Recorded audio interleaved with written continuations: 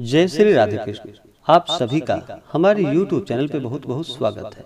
आइए सुनते हैं जितिया व्रत की कथा। आप सभी भक्तों को जितिया जीवित पुत्रिका व्रत की ढेर सारी शुभकामनाएं।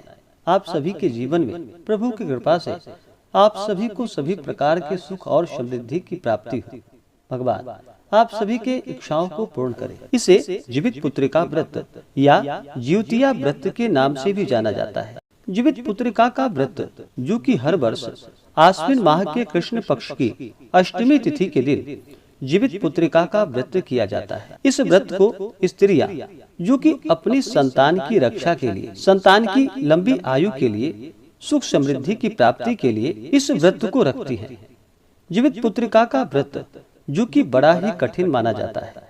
यह व्रत जिस प्रकार से छठ के व्रत में 3 दिनों तक व्रत के नियम का पालन करना पड़ता है, उसी प्रकार से जीवित पुत्रिका के व्रत में भी 3 दिनों तक नियम का पालन करना पड़ता है। जीवित पुत्रिका के व्रत में सप्तमी तिथि के दिन नहाय खाए, अष्टमी तिथि के दिन व्रत और फिर नवमी तिथि के दिन इस व्रत का पारण किया जाता है। जीवित पुत्रिका के व्रत में इस दिन राजा जीवित वाहन का पूजन किया जाता है, जो कि कुशा का बना करके राजा जीवित वाहन का पूजन किया जाता है। गरुड़ देवता का पूजन किया जाता है और जो कि जीवित पुत्रिका के रूप में स्वयं साक्षात माता दुर्गा मानी जाती हैं, तो इनका पूजन किया जाता है। शिव सियारन के नाम से भोजन आदि रखा जाता है। इस व्रत को करने की सभी जगह अपनी अपनी परंपरा है।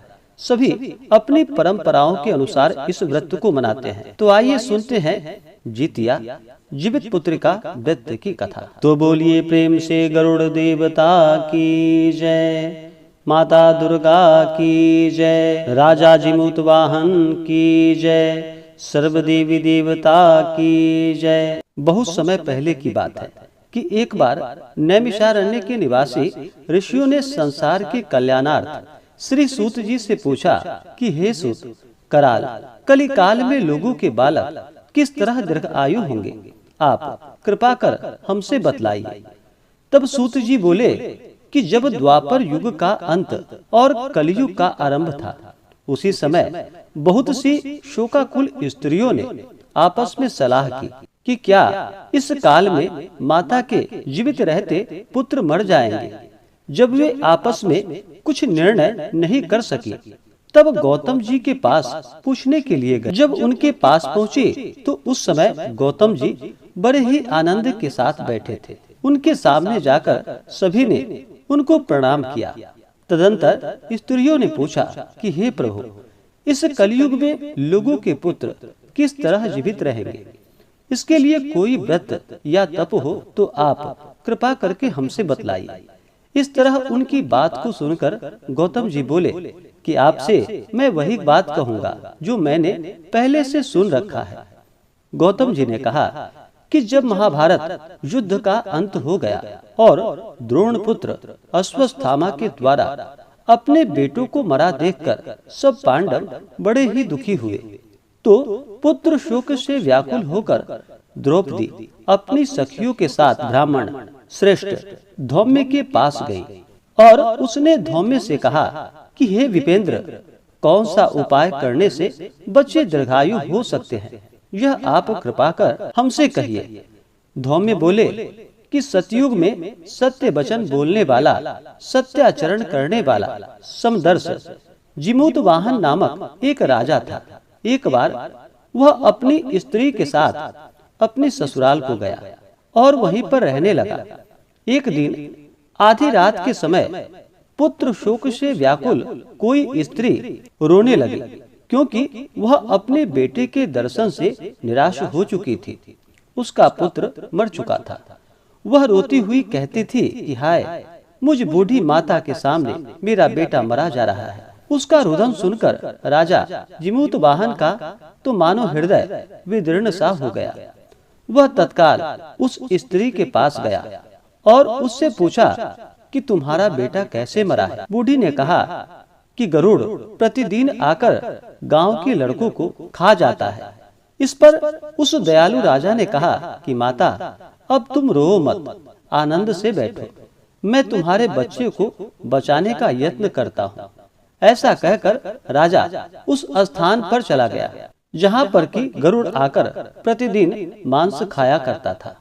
उसी समय गरुड़ भी उस पर टूट पड़ा और मांस खाने लगा। जब अतिशय तेजस्वी गरुड़ ने राजा का बायां अंग को खा लिया तो झटपट राजा ने अपने दाहिने अंग फेर कर गरुड़ के सामने कर दिया। यह देखकर गरुड़ जी ने कहा कि तुम कोई देवता हो, कौन हो? तुम मनुष्य तो नहीं जान पड़ते। अच्छा, अपना जन्म और कुल बताओ।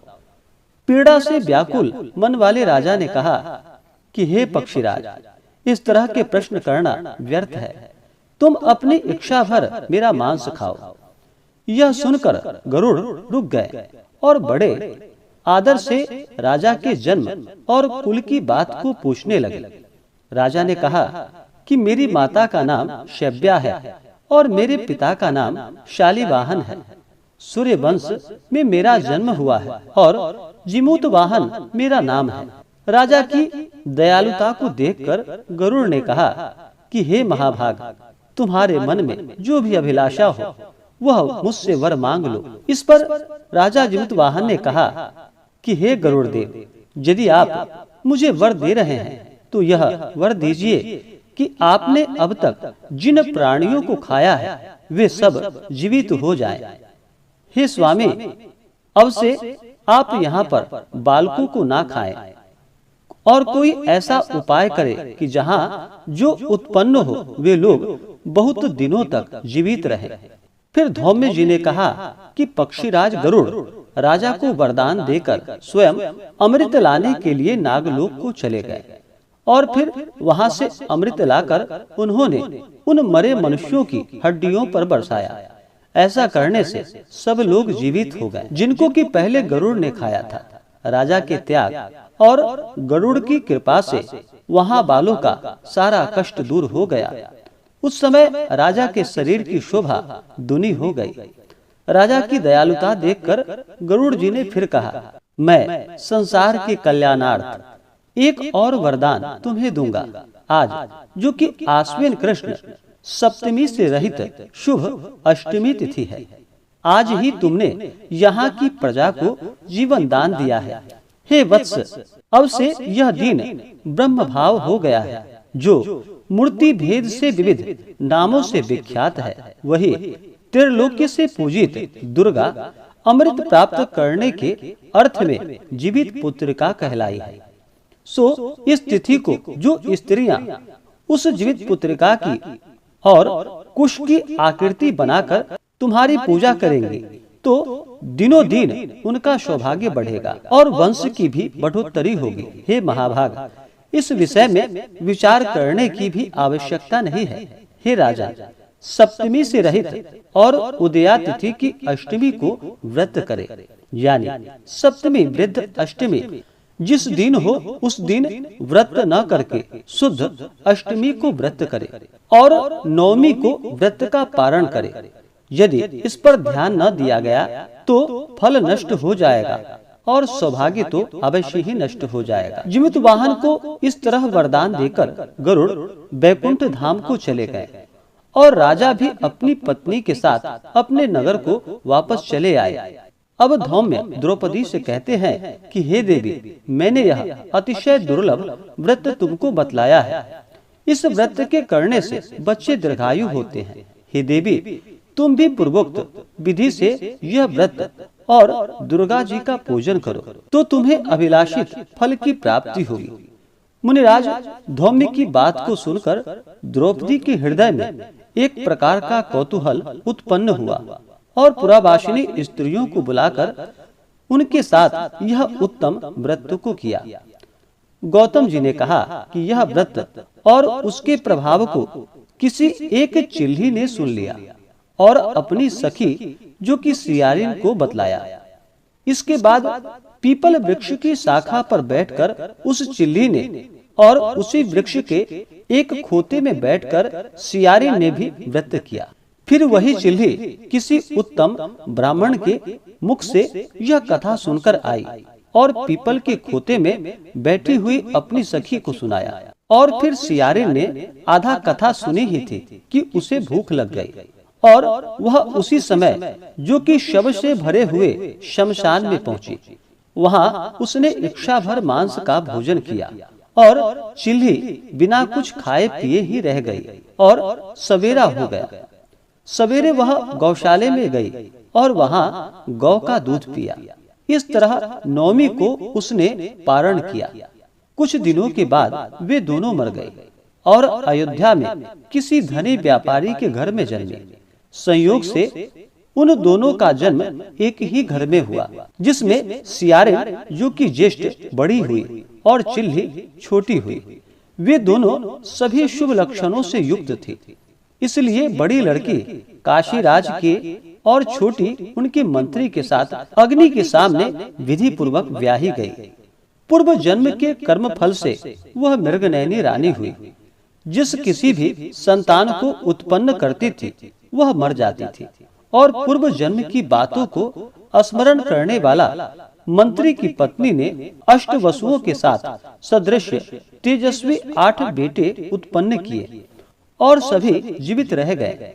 अपनी बहन के पुत्रों को जीवित देखकर ईर्ष्या के कारण राजपत्नी ने अपने स्वामी से कहा कि यदि तुम मुझे जीवित रखना चाहते हो तो इस मंत्री के भी पुत्रों को उसी जगह भेज दो जहाँ की मेरे बेटे गए हैं, अर्थात इन्हें मार डालो।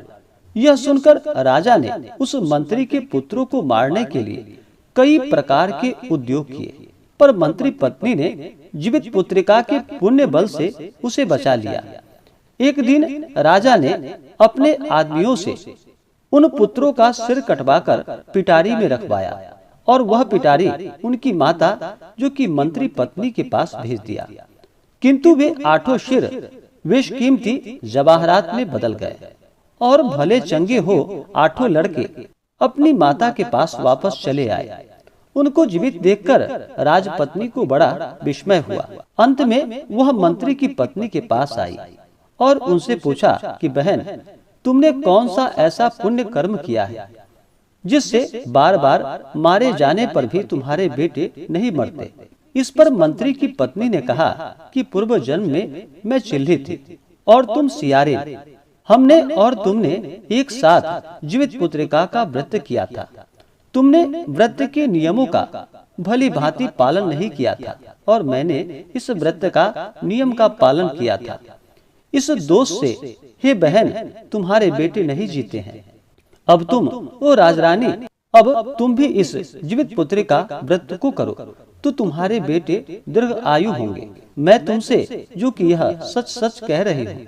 और फिर उसके कथानुसार रानी ने व्रत किया। तभी से उसके कई बेटे सुंदर और दीर्घ आयु होकर बड़े बड़े राजा हुए। सूत जी कहते हैं कि सब प्रकार का आनंद देने वाला मैंने यह दिव्य व्रत बतलाया है।